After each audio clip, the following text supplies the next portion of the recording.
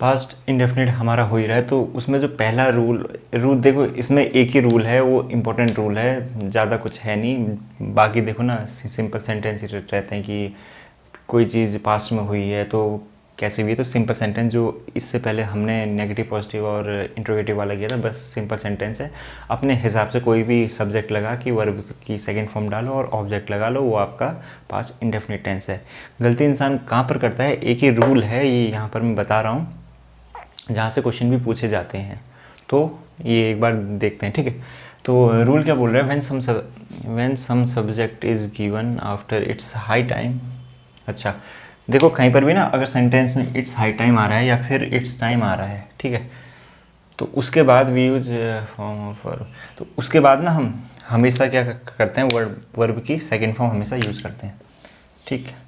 जैसे मान लो it's high time कहीं पर आया, तो उसके बाद जो वर्ब यूज होगी, मतलब अगर उसके बाद कोई सब्जेक्ट है तो हमेशा वर्ब की क्या होती है, सेकेंड फॉर्म यूज होती है।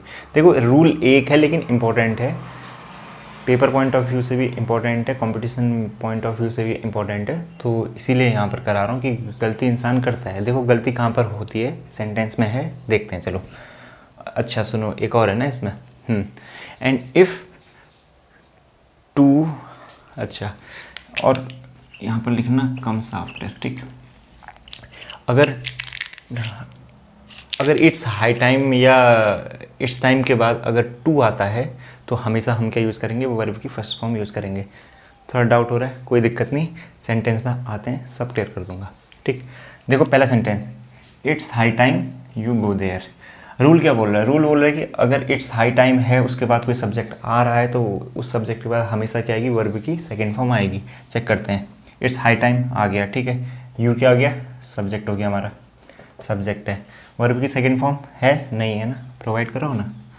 गो की क्या होगी, वेंट होगी, ठीक है। तो यही था यहाँ पर, ये इंसान गलती करता है तब बोल रहा हूँ, ठीक है। It's high time you went there, ठीक, हाई टाइम था तुम वहाँ गए, ठीक है। अब यहाँ पर सेकंड क्वेश्चन देखते हैं, isn't it time you go there. Isn't it time, देखो यहाँ पर क्या हो रहा था, देखो एक चीज़ गौर करना, यहाँ पर क्या है, ये एक पॉजिटिव सेंटेंस है, ठीक है, इसी को इसने क्या कर दिया, यहाँ पर नेगेटिव बना दिया, यहाँ पर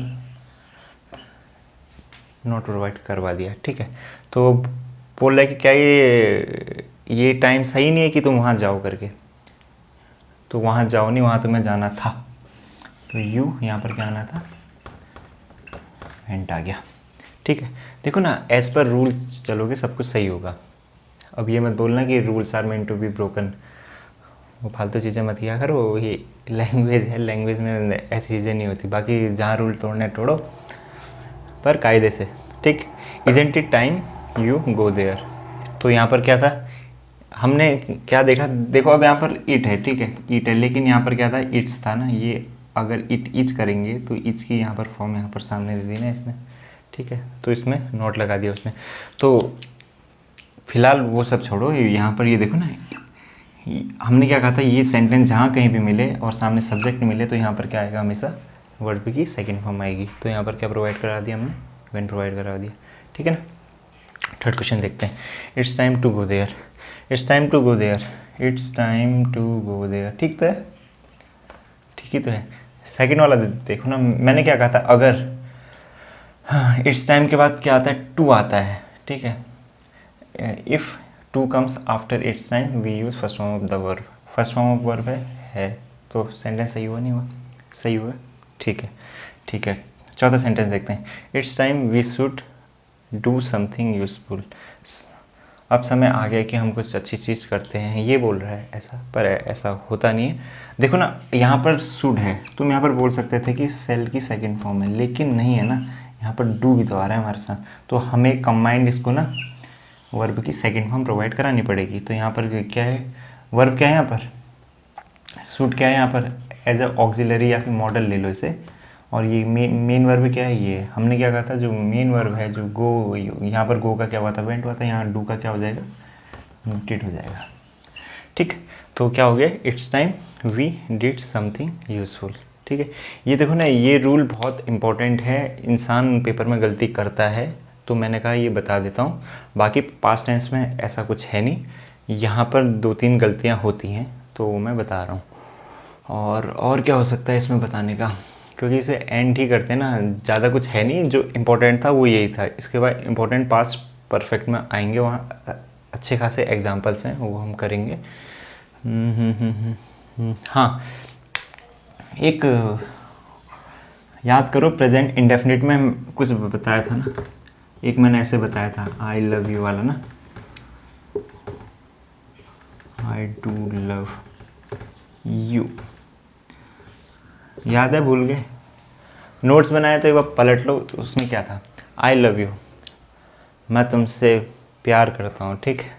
आई डू लव यू, मतलब एक जोड़ देके, मैं तुमसे बहुत प्यार करता हूँ, आई डू लव यू, मतलब एक इम्पेसिस देना है कि यहाँ थोड़ा प्यार कम हो गया, यहाँ प्यार ज़्यादा हो जाना चाहिए, ठीक है। तो इसमें भी होता है।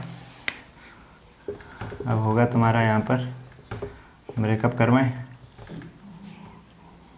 इधर कराओ, इसे कर दो आई डिड लव यू।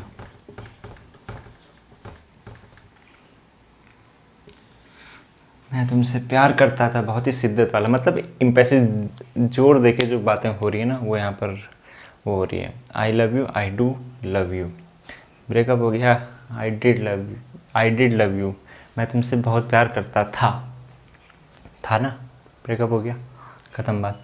तो यही था कि हम यहाँ पर इम्पेसिस डालने के लिए ना आई डू लव यू या फिर आई डिड लव यू ये यूज करते हैं, ठीक है। बहुत बार होता क्या है ना कि एक सेंटेंस और लिखो, I did go there but not to help him, मैं वहाँ गया तो था पर उसकी हेल्प करने नहीं गया। मैं वहाँ गया तो था, एक शब्द नहीं आ रहा है इसमें, तो मतलब क्या हो रहा है, इम्फेसिस दे रहा है। एक चीज़ वो बोलता मैं वहाँ गया था लेकिन but not to help him, लेकिन उसकी हेल्प करनी नहीं, ठीक है।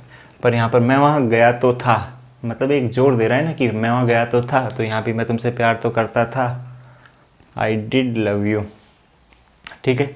तो यहाँ पर हमारा जो पास्ट इंडेफिनिट टेंस है वो ख़त्म हो रहा है। नेक्स्ट टॉपिक है हमारा पास्ट कंटिन्यूस टेंस, ठीक है। ज़्यादा तो है नहीं, ज़्यादा क्लास है नहीं, देखो ना, टाइम ख़राब करके कोई फ़ायदा नहीं। जो जो मेन चीज़ें हैं वो आपको बता दी जाएँ as a paper point of view. Detail भी बता ही रहा हूँ कि कहाँ से कैसे शुरुआत हो रही है, कैसे एफर्मेटिव या नेगेटिव या पॉजिटिव सेंटेंस बन रहा है, ठीक।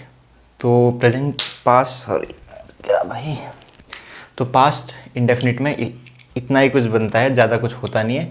इससे रिलेटेड ना पास्ट परफेक्ट में आएगा, मैं इसीलिए यहाँ पर ज़्यादा एग्जांपल नहीं करा रहा हूँ। पास्ट परफेक्ट में अच्छे खासे यहाँ से भी बहुत बार होता है कि हम सोचते हैं कि पास्ट इंडेफिनिट में है पर वो पास्ट परफेक्ट में होते हैं, और बहुत बार हम सोचते हैं कि पास्ट परफेक्ट में है वो पास्ट इंडेफिनिट में होते हैं।